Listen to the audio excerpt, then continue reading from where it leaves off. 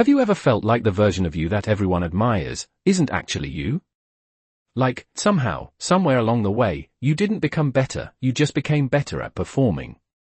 Because no one ever teaches you how to be yourself, they teach you how to be enough. Enough for approval, enough for praise, enough to avoid disappointment. And slowly, without even noticing, you start building a version of yourself that fits perfectly into expectations, clean, disciplined, controlled. Like a room where everything is in its place, like a morning routine so precise it feels almost mechanical, like adjusting your tie not because you want to, but because something inside you says you have to. Because if you don't, something might fall apart. At first, it feels like growth, it feels like progress. Like you're becoming someone strong, someone reliable, someone who has it together. But what no one tells you is that control doesn't just organize your life, it starts to replace it. It begins quietly, in the way you sit a little straighter, speak a little less, laugh a little softer. Until one day, you realize you're not reacting anymore. You're calculating. You're not expressing, you're adjusting. And the scariest part is, people reward you for it. They admire your discipline, your focus, your ability to stay composed under pressure. They call you mature, driven, impressive, and every compliment becomes another layer of the mask you didn't realize you were building. Because underneath all of that, there's a quieter truth you don't say out loud, that you're tired, not physically, but emotionally. Tired of holding everything in place. Tired of never slipping. Tired of feeling like if you stop for even a second, the version of you that everyone respects might disappear. And maybe that's the real fear, or not failure, but exposure. The fear that if people saw you without the control, without the performance, without the perfection, they wouldn't recognize you. Or worse, they wouldn't accept you. So you keep going. You keep refining. You keep tightening the edges of who you are, until there's no room left for anything unplanned. No room for mess. No room for emotion. No room for you. And it all feels normal, because you've been doing it for so long. Because this is what survival looks like when it's dressed up as success. And the most dangerous part of all of this is that nothing looks wrong from the outside. Everything looks exactly how it's supposed to look. And maybe that's why no one notices, not even you, that the person you're becoming is slowly replacing the person you were. At some point, you stop asking what you feel, and you start asking what is expected of you. That shift is so subtle you barely notice it happening. It shows up in small moments, like sitting in a room full of people and realizing you are not really there. Your body is present, your posture is correct, your responses are appropriate, but something inside you is distant. Like you are watching yourself from the outside, carefully choosing every word, every reaction, every expression, not based on what is real, but based on what will be accepted. And over time, this becomes automatic. You no longer hesitate. You no longer question it. You simply perform. And the more consistent you are, the more people begin to rely on that version of you. They expect you to be focused, composed, dependable, the one who does not get distracted, the one who does not break, the one who always has it together. Without realizing it, you become trapped inside that expectation. Because now, it's not just about who you think you should be, it's about who everyone else believes you already are. And the cost of stepping outside of that image begins to feel too high, too risky, too uncertain. So, you stay inside it. You reinforce it. You sharpen it. And slowly, something else starts to fade. Your ability to connect without thinking, your ability to relax without guilt, your ability to exist without measuring your worth in real time. And maybe the hardest part is that no one notices the loss. Because from the outside, everything still looks right. You are still achieving, still progressing, still moving forward. But internally, there is a quiet disconnect that keeps growing, like a gap between who you are and who you are presenting. And the longer that gap exists, the harder it becomes to close it.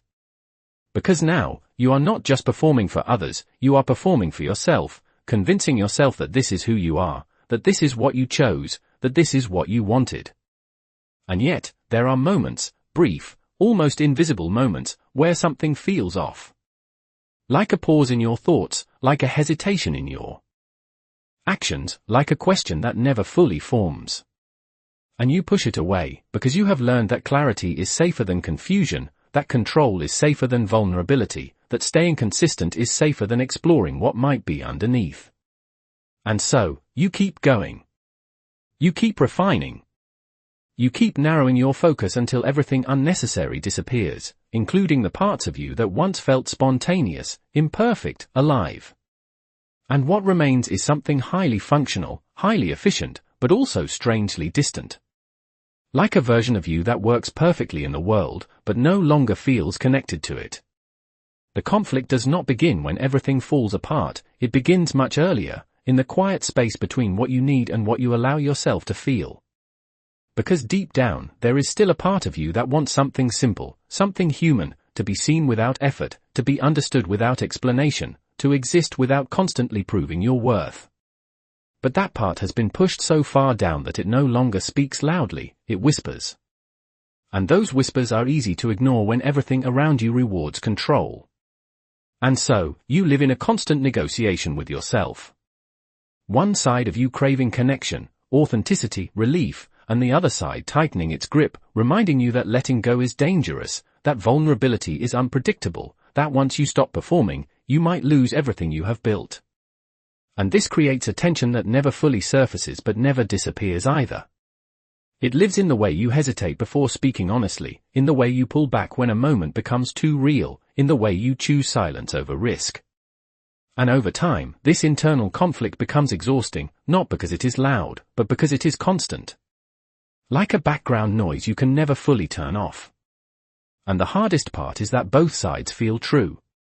One side knows that you are missing something essential, something that cannot be measured by achievement or control, while the other side insists that survival depends on maintaining exactly what you have. And so, you stay stuck in between, not fully connected, not fully detached, just suspended. And the more you ignore the need beneath the surface, the stronger it becomes. But instead of expressing itself clearly, it starts to distort. It turns into restlessness, into overthinking, into a quiet dissatisfaction that follows you. Even when everything seems fine. And you begin to notice that no matter how much you accomplish, it never feels like enough. Not because you are failing, but because you are trying to meet a need that achievement was never meant to fulfill. And that need is not for success, it is for acceptance, not from others, but from yourself. And that is the part you were never taught how to give. Because everything in your environment trained you to look outward for validation, to measure your value through performance, to equate control with safety. And now, even when there is no immediate pressure, your mind continues the pattern, tightening, adjusting, optimizing, as if something is always at stake. And maybe that is the real conflict, not between success and failure, but between being accepted and being real, between staying safe and feeling alive. And as long as those two remain in opposition, you will continue to move forward on the outside while something inside you remains unresolved, waiting for a moment you are not sure you are ready to face. The shift does not happen in a dramatic moment. It does not announce itself with something obvious or undeniable. It happens in something small, almost forgettable, like sitting across from someone who is speaking to you and realizing, halfway through the conversation, that you have no idea what they just said. Not because you were distracted, but because you were too busy making sure your response would sound right. And in that instant, something clicks, not loudly, but enough to create a crack. Because, for the first time, you notice the distance between what is happening and how you are experiencing it. You notice that you are not really present, you are performing presence. And that realization lingers longer than usual. It follows you into the next moment and the next, until it becomes impossible to fully ignore. And then it deepens. Maybe it is late at night, sitting at your desk under a single light. Everything around you is organized, controlled, quiet, and yet something feels off. Not chaotic, not overwhelming, just slightly misaligned. Like a sense that all of this effort is leading somewhere you cannot quite define. And for a second, you stop. Your hands pause. Your thoughts slow down. And instead of asking what needs to be done next, you ask something you usually avoid: why am I doing all of this? And there is no immediate answer, just silence. And that silence feels heavier than any pressure you have felt before. Because pressure, at least, gives you direction. It tells you what to do. But this lack of clarity, this gap between action and meaning, has no clear solution. And that is what makes it dangerous. Because now, the system you have relied on begins to feel incomplete. And once you see that, even for a moment, you cannot fully unsee it. It shows up again in places you did not expect, like walking through a crowded space and suddenly feeling separate from it. Like watching yourself move through routines that used to feel purposeful, but now feel automatic. And each time it happens, the crack widens just a little more. Not enough to break everything, but enough to create tension. And you try to close it. You double down on control. You refocus. You push the thoughts away. But they come back, quieter, more persistent. And eventually, the question is no longer something you can suppress completely. It becomes part of your awareness, sitting just beneath the surface of everything you do. And this is the real turning point, not because everything changes immediately, but because something inside you has started to question the very structure you built your identity on. And once that question exists, even without an answer, it changes the way you see everything that comes after. At first, nothing visibly breaks. That is what makes it so difficult to recognize, because from the outside, everything continues exactly as it should. The routine stays intact, the posture remains steady, the responses are still precise. But internally, something has shifted. Something no longer aligns the way it used to. And the more you try to return to that previous sense of certainty, the more unnatural it begins to feel. Like repeating a script that once made sense, but now sounds hollow. And this is where the transformation begins, not as a sudden collapse, but as a gradual loss of coherence. Where the version of you that was built on control starts to feel disconnected from the part of you that is becoming aware. The tension between those two states grows, quietly but persistently, until even the smallest actions require more effort than before. Not because they are difficult, but because they no longer feel authentic. And you begin to notice the difference, the subtle delay between what you do and what you feel. The slight hesitation before responding. The quiet awareness that you are still performing, even when there is no clear reason to. And that awareness creates a kind of fatigue that is hard to explain, because it is not physical exhaustion. It is the weight of maintaining something that no longer feels fully real. And as this continues, the system you relied on starts to fragment, not in a chaotic way, but in a controlled unraveling, where each part still functions on its own, but no longer connects seamlessly to the whole. And this is where the sense of self begins to split, one part continuing to operate as expected, maintaining the image, following the structure, while another part steps back, observing, questioning, detaching. And the more that observing part grows, the harder it becomes to fully return to the previous state. Because now, you are aware of the gap, aware of the performance, aware of the distance between who you appear to be and what you actually experience. And that awareness cannot be undone. It can only be managed, suppressed, or ignored, but never fully removed. And over time, this creates a new kind of instability. Not one that disrupts your external life, but one that slowly erodes your internal sense of continuity. Until you no longer feel like a single, unified person, but rather a collection of roles, responses, and reactions that do not fully belong to each other. And in that space, something important is lost, not all at once, but piece by piece.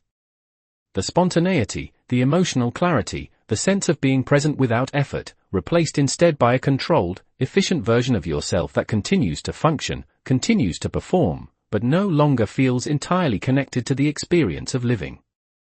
And this is the true nature of the breakdown, not a dramatic fall, but a quiet transformation into someone who still exists, still operates, but no longer feels fully whole. Over time, what begins as a subtle misalignment turns into a new way of existing, one that feels stable on the surface but increasingly distant beneath it. Because when you spend long enough operating in a controlled version of yourself, that version does not disappear, it solidifies. It becomes the default. And the longer it remains unchallenged, the more difficult it becomes to access anything outside of it. This is where the long-term consequence reveals itself, not as a visible problem, but as a quiet limitation, where your range of experience begins to narrow without you realizing it. You no longer react as freely. You no longer feel as deeply, not because there is nothing to feel, but because the system you built filters everything before it reaches you. At first, this feels like strength, like emotional stability, like maturity. But gradually, it becomes something else, something more restrictive. Where even moments that should feel meaningful begin to pass through you without leaving much behind. Like conversations that feel empty, even when they are pleasant. Like achievements that feel temporary, even when they are significant. Like connections that never fully land because part of you is always observing instead of participating. And this creates a form of isolation that is difficult to explain. Because you are not physically alone, you are surrounded by people, by structure, by routine. And yet, there is a consistent sense that something is missing, something essential that cannot be recreated through effort or control. And the longer this continues, the more normalized it becomes. Until you stop questioning it entirely. You adapt. You adjust. You learn how to function within that limitation. And this is where the real consequence takes hold, not in the form of suffering, but in the absence of contrast. Where you no longer remember what it felt like to be fully present, fully engaged, fully connected. And without that reference point, the current state begins to feel like the only possible state. And that is what makes it so difficult to change. Because nothing feels urgent enough to force a shift. Nothing feels broken enough to demand attention. Everything is simply muted, consistent, manageable. And in that consistency, a kind of emotional flatness settles in, one that allows you to continue moving forward without interruption, but also without depth. And over time, this changes the way you relate to everything, to people, to experiences, to yourself. Because when your internal world becomes filtered and controlled, your external world follows the same pattern. Interactions become measured. Risks become minimized. Spontaneity becomes rare. And slowly, life begins to feel less like something you are living and more like something you are maintaining. And the most subtle consequence of all is that you begin to accept this as normal, not because it fulfills you, but because it does not disrupt you. And in that quiet acceptance, the distance between who you are and what you experience becomes something you no longer actively notice, even though it continues to shape every moment you move through. Over time, what begins as a subtle misalignment turns into a new way of existing, one that feels stable on the surface but increasingly distant beneath it. Because when you spend long enough operating in a controlled version of yourself, that version does not disappear, it solidifies. It becomes the default. And the longer it remains unchallenged, the more difficult it becomes to access anything outside of it. This is where the long-term consequence reveals itself, not as a visible problem, but as a quiet limitation, where your range of experience begins to narrow without you realizing it. You no longer react as freely. You no longer feel as deeply, not because there is nothing to feel, but because the system you built filters everything before it reaches you. At first, this feels like strength, like emotional stability, like maturity. But gradually, it becomes something else, something more restrictive. Where even moments that should feel meaningful begin to pass through you without leaving much behind. Like conversations that feel empty, even when they are pleasant. Like achievements that feel temporary, even when they are significant. Like connections that never fully land because part of you is always observing instead of participating. And this creates a form of isolation that is difficult to explain. Because you are not physically alone, you are surrounded by people, by structure, by routine. And yet, there is a consistent sense that something is missing, something essential that cannot be recreated through effort or control. And the longer this continues, the more normalized it becomes. Until you stop questioning it entirely. You adapt. You adjust. You learn how to function within that limitation.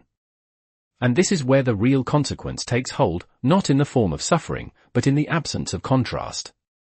Where you no longer remember what it felt like to be fully present, fully engaged, fully connected.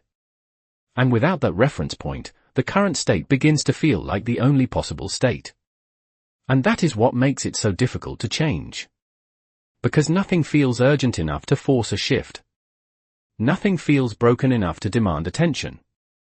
Everything is simply muted, consistent, manageable. And in that consistency, a kind of emotional flatness settles in. 1. That allows you to continue moving forward without interruption, but also without depth. And over time, this changes the way you relate to everything, to people, to experiences, to yourself. Because when your internal world becomes filtered and controlled, your external world follows the same pattern. Interactions become measured. Risks become minimized. Spontaneity becomes rare. And slowly, life begins to feel less like something you are living and more like something you are maintaining. And the most subtle consequence of all is that you begin to accept this as normal, not because it fulfills you, but because it does not disrupt you.